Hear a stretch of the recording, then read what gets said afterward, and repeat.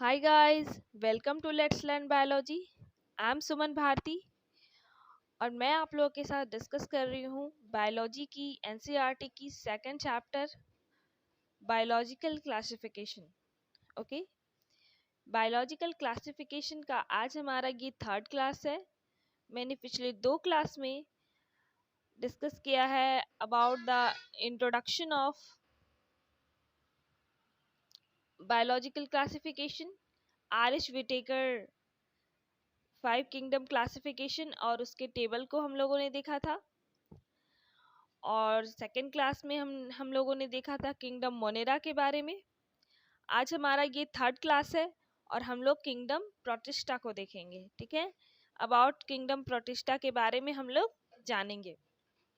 तो अपना topic start करने से पहले इस चैनल को सब्सक्राइब करें, शेयर करें और जितना हो सके इसे सपोर्ट करें और अपनी एनर्जी बना के रखें। ओके, तो चलिए हम लोग किंगडम प्रोटिस्टा को समझते हैं, लाइन बाय लाइन समझते हैं एनसीईआरटी की बुक से।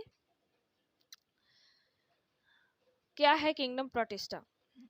All single cell eukaryotes are placed under protista.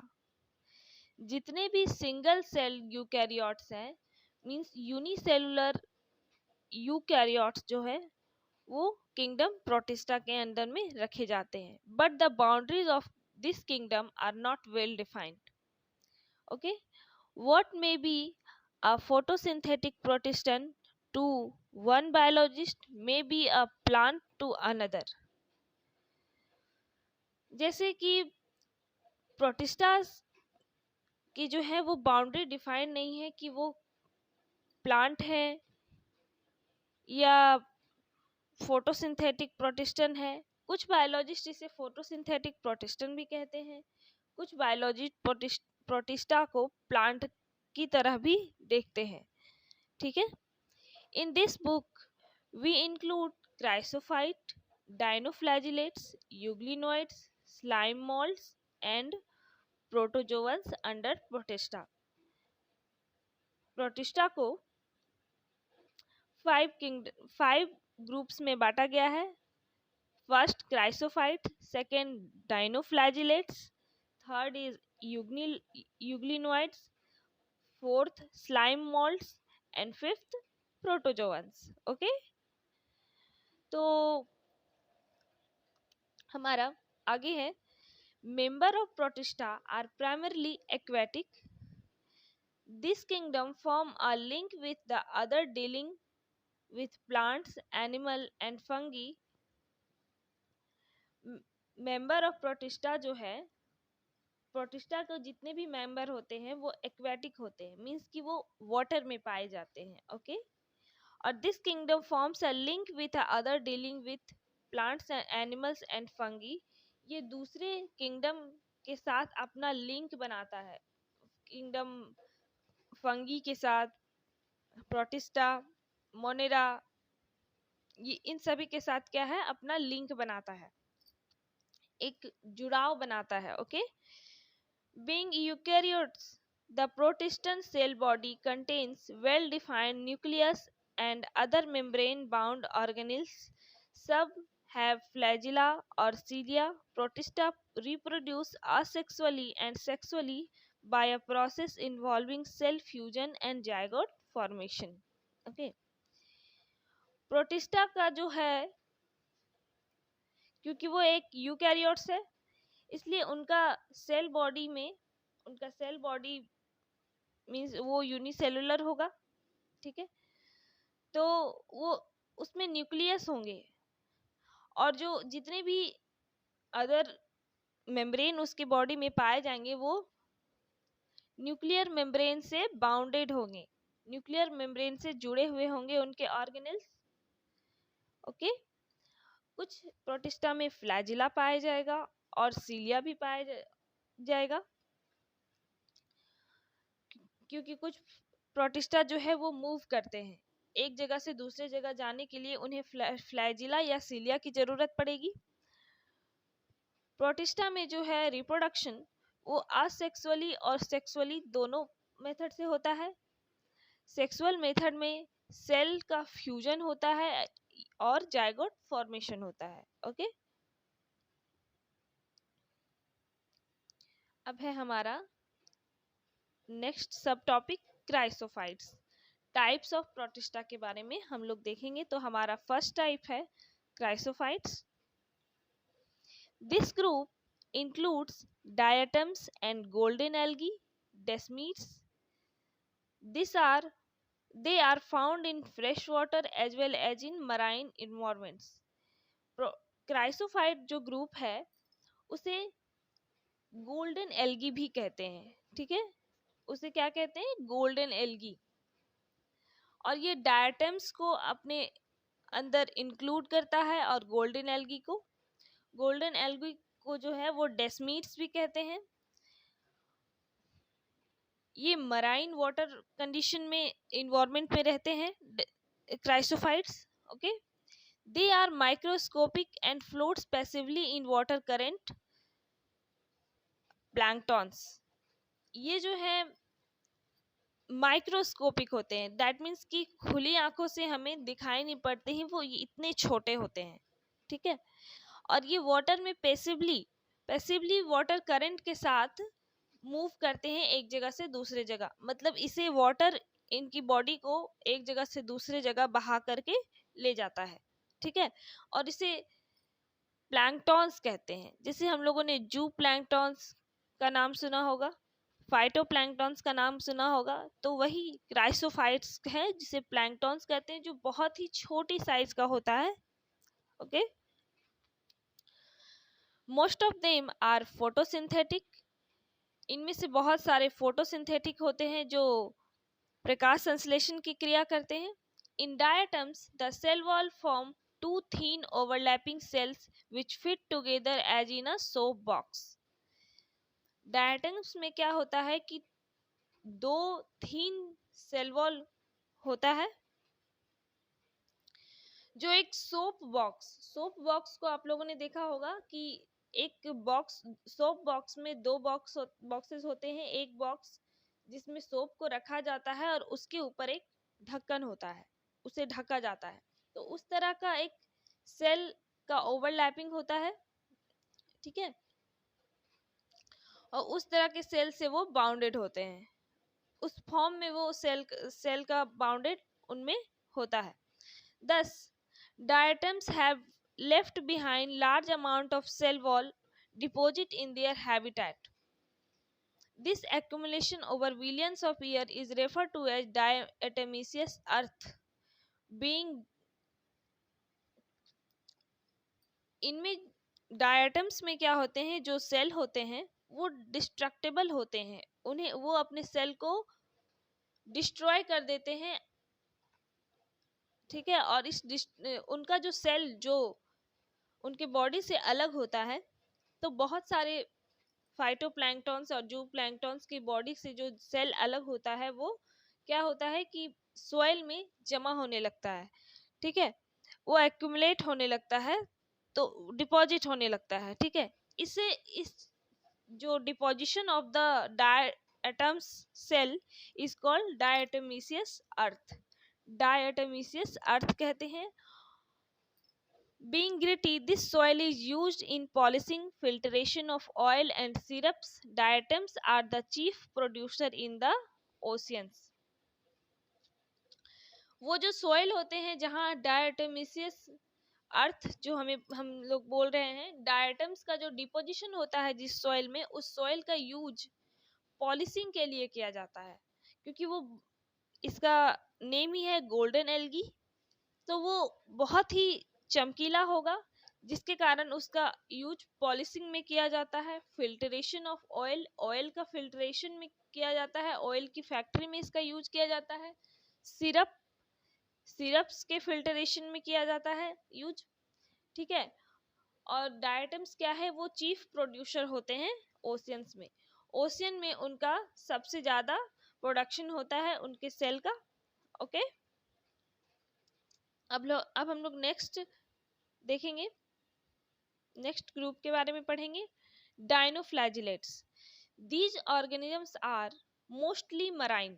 ये ऑर्गेनिजम्स जो हैं वो मोस्टली क्या होते हैं, मराइन एंड फोटोसिंथेटिक। ओके, ये ज्यादातर मराइन वाटर में रहते हैं और फोटोसिंथेटिक होते हैं। ये रेस्पिरेशन प्रकाश संश्लेषण की क्रिया करेंगे।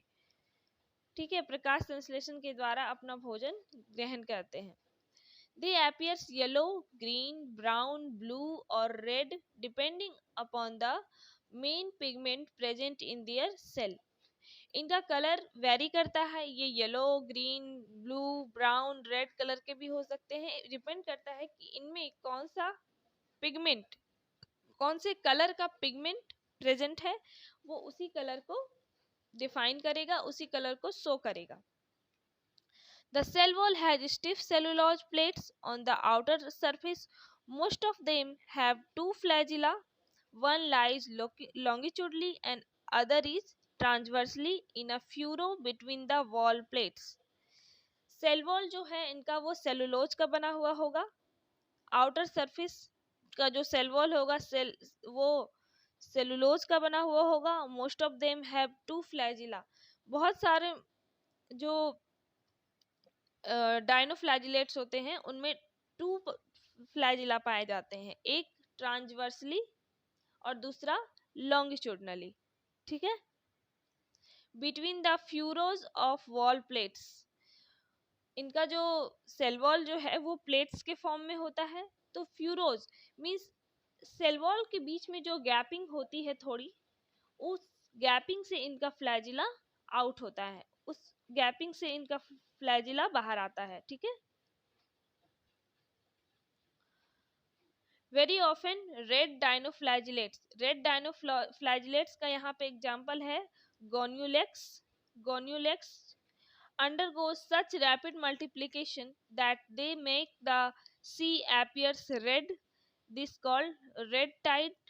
Toxins released by such large numbers may even kill other marine animals such as fishes.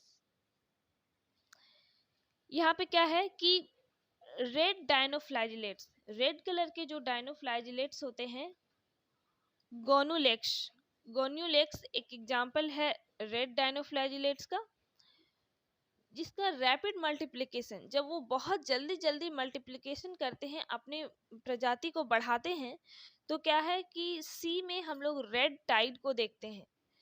हमारा जो ओशन होता है, जो सी होता है, जो पानी होता है, वो रेड कलर का हो जाता है। ठीक है, और ये ओशन में रहने वाले और जीवों के लिए हानिकारक होता है, क्योंकि इनसे जो टॉक्सिन रिलीज होता है वो क्या है, वो अपने और भी अपने चारों तरफ के जो जीव हैं, वाटर में रहने वाले और भी जीव जैसे फिश, एम्फीबियंस, इन सभी को क्या है वो मार देते हैं। उनके टॉक्सिन के वजह से वो सरवाइव अदर जीव नहीं कर पाते हैं, क्योंकि रेड डायनोफ्लैजिलेट्स जो हैं वो बहुत ही जहरीली टॉक्सिन को रिलीज करते हैं, टॉक्सिन केमिकल को, जिसके कारण क्या है कि अदर जीवों के लिए वो हार्मफुल होता है। ठीक है, और इस कंडीशन को रेड टाइड कहते हैं। तो हमारा आंसर, जैसे कि एक क्वेश्चन बनता है कि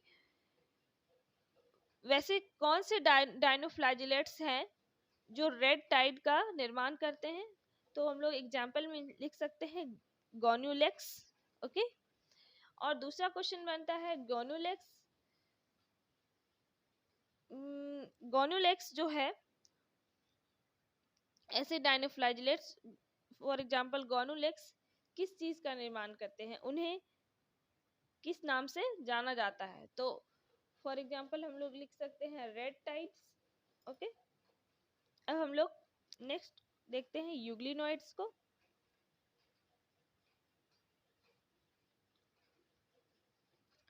Majority of them are freshwater organisms found in stagnant water. Instead of a cell wall, they have a protein-rich layer called pellicle, which makes their body flexible. इसमें से यूग्लिनोइड्स में जो मेजोरिटी ऑफ यूग्लिनोइड्स होते हैं वो fresh water में पाए जाते हैं। ठीक है,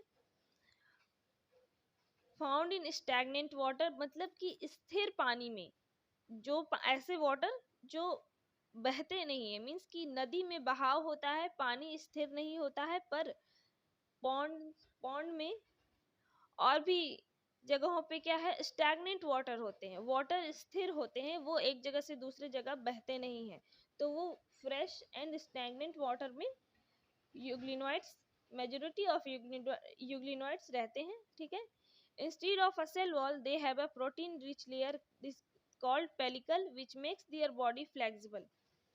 इनमें सेल वॉल नहीं पाया जाता है, सेल वॉल की जगह में एक प्रोटीन का लेयर पाया जाता है, प्रोटीन रिच लेयर, जिसे हम लोग क्या कहेंगे, पेलिकल कहेंगे। क्या कहेंगे, पेलिकल। और ये पेलिकल उनकी बॉडी को फ्लेक्सिबल बनाता है, वो स्टिफ नहीं होते हैं, वो टाइट नहीं होते, वो फ्लेक्सिबल होते हैं, ठीक है, वो लूज होते हैं। दे हैव टू फ्लैजिला, उनमें क्या है, टू फ्लैजिला पाया जाता है, one is short and other one is long, ठीक। Though they are photosynthetic in the presence of sunlight, when deprived of sunlight they behave like heterotrophs by predating on other smaller organisms.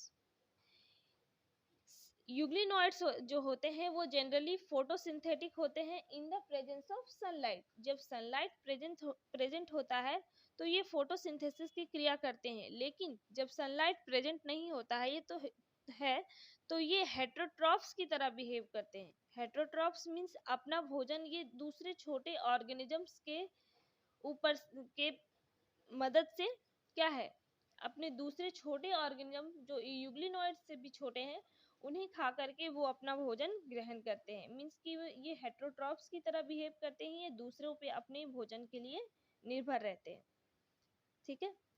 Interestingly, the pigments of euglenoids are identical to those present in higher plants. Example, euglena. जो euglenoids में जो pigment पाया जाता है वो higher plants के pigment से match खाता है, ठीक है, वो मैच होता है हायर प्लांट्स के पिगमेंट से, ठीक है। एग्जाम्पल है यूग्लिनोइड्स का यूग्लिना, फिगर में हम लोग देखेंगे, देखिए ये है हमारा यूग्लिना, फिगर नंबर 1, ओके। और दूसरा फिगर है हमारा पैरामीशियम, यूग्लिना है, इसमें ये थ्रेड लाइक स्ट्रक्चर जो है वो हमारा फ्लैजिला है।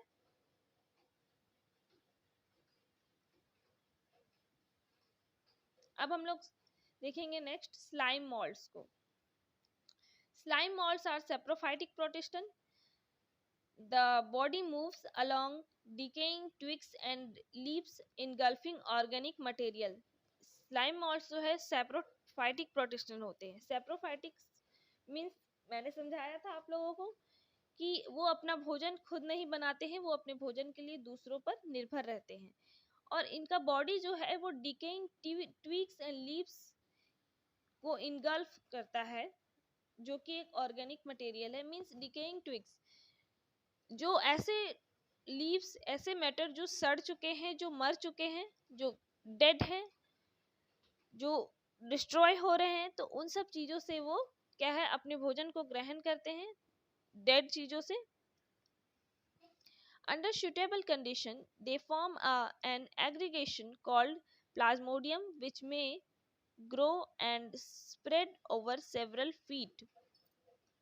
Under suitable condition, जब suitable condition आता है, ठीक है, तो ये एग्रीगेट हो जाते हैं। मीन्स ये बहुत सारे स्लाइम मॉल्ट्स को उत्पन्न करते हैं, और इसको क्या कहते हैं हम लोग, प्लाज्मोडियम कहते हैं।